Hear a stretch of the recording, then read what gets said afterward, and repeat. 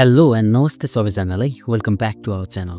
AFC women's Asian cup qualifiers खेल्न Uzbekistan जान लागेको नेपाली राष्ट्रिय महिला फुटबल टोलीलाई अखिल नेपाल फुटबल सङ्घ एन्फाले हिजो मात्र एक समारोह बीच बिदाई गरिसकेको छ र हाम्रो राष्ट्रिय महिला टोली भने आज उज्बेकिस्तानको तास्कान्त प्रस्थान गर्दैछ। एएफसी महिला एसियन कप 2026 छनौटको लागि नेपाल समूह एफमा रहेको छ र नवनियुक्त मुख्य प्रशिक्षक प्याट्रिक डी विल्डेको नेतृत्वमा टोली आत्मविश्वासका साथ इतिहास रच्ने सपना बोकी अघि बढेको छ र पहिलो खेल भने नेपालको लाओस विरुद्ध रहेको छ जुन 29 हुनेछ र यो भने उज्बेकिस्तानकै स्टेडियममा तास्कान्तमा हुने भएको छ र यसपालि भने सदा झैँ छैन नेपाली टोलीको लागि यसपालि केही हदसम्म सजिलो रहेको छ। अरू हाम्रो साउथ एसियन कन्ट्रिजहरूलाई हेरिकन हाम्रो मेन टार्गेट भनेको उज्बेकिस्तानलाई जित्नु हो, तर त्यो भन्दा भन्दै हामीले सुरुको गेमहरुमा पनि हार्नु भएन। जस्तै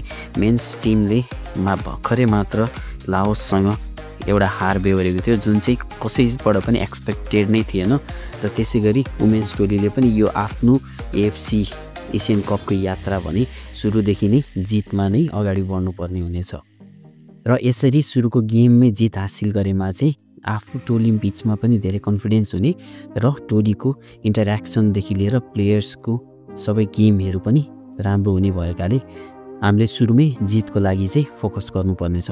हिजो मात्र भएको प्रेस कन्फरेन्समा प्याट्रिक डी विल्डेलाई एउटा प्रश्न आएको थियो जसमा चाहिँ अहिले सबै नेपाली राष्ट्रदेखि लिएर एन्फाको प्रेसिडेन्टसम्म सबैले यो जेनेरेसन चाहिँ महिला टोलीको एकदमै गोल्डन जेनेरेसन रहेको छ र यो जेनेरेसनले चाहिँ वर्ल्ड कप नै जित्न सक्ने पनि अनुमान गरिएको छ।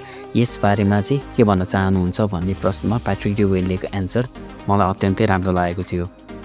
मलाई पनि वर्ल्ड कप जित्न मन लागेको थियो र हामी चाहिँ पहिला चाहिँ रियलिस्टिक हुनुपर्छ। अहिलेको हाम्रो इन्भाइरोमेन्ट के छ त्यो हेर्नुपर्छ र स्टेप बाई स्टेप चाहिँ हामीले कामहरू गर्नुपर्छ। अहिलेको हाम्रो गेमको नतिजा हेर्ने हो भने लास्टको 4 गेमहरू चाहिँ हामीले कुनै पनि जितेका थिएनौँ।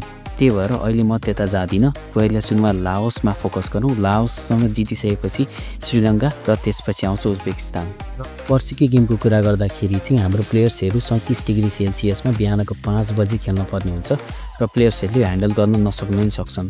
त्यही भएर हामीले पहिला यस कुरामा चाहिँ फोकस गर्नुपर्छ र यस ग्रुपलाई एकदमै एक्सपिरियन्सको जरुरत छ। हामीले ट्रेनिङ मात्र गरेर हुँदैन, हामीले चाहिँ गेम पनि खेलिराख्नु पर्ने हुन्छ, जसमा टुर्नामेन्टहरू पनि खेल्नुपर्ने हुन्छ। र अन्त्यमा म एउटा कुरा मात्र भन्न चाहन्छु कि हामी रियलिस्टिक हौँ र म यहाँ जित्न मात्र आएको हो र मैले यहाँ विनर्सहरू चाहिँ जन्माउन आएको हो। हामी त्यहाँ त्यसै जाने मात्र होइन कि हामीले चाहिँ त्यहाँ एउटा राम्रो खेल चाहिँ प्रस्तुति गर्ने हो। यो सबै भनाइ चाहिँ प्याट्रिक डी विल्डेको रहेको थियो हिजोको प्रेस कन्फरेन्समा।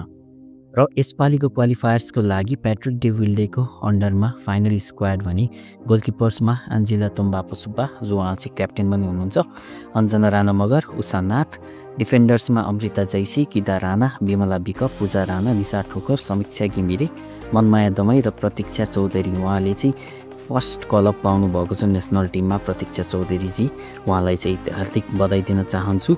र मिडफिल्डर्समा अनिता बस्नेत, विमला चौधरी, रेणुका नगरकोटी, प्रीति राई, सरू लिम्बू, सविता राणा मगर, सरस्वती हमाल र फरवार्ड्समा सवित्रा भण्डारी, रश्मि कुमारी किसिङ, चन्द्र भण्डारी, अनिता केसी र रेखा पौडेल रहेका छन्।